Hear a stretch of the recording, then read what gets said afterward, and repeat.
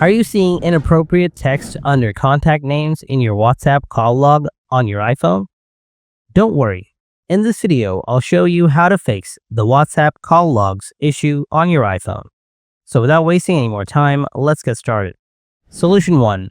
Sync WhatsApp. Open up the settings, then tap on the Apple ID profile. Tap on iCloud. Next, tap on the See All. After that, scroll down and find the WhatsApp app. Make sure to toggle it on. If you still have the same issue, then follow the next solution. Solution 2. Sync contacts. Go to the Settings app, then scroll down to the bottom, tap on Apps. Now find the WhatsApp app. Tap on it, and after that, tap Contacts. Select Full Access. Solution 3. Enable contacts in Gmail.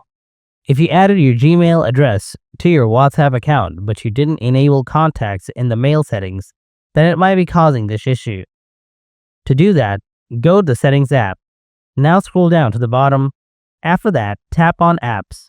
Now find the Mail app. Then tap on Mail Accounts. Next, tap on Gmail. Now make sure to turn on the contacts from here.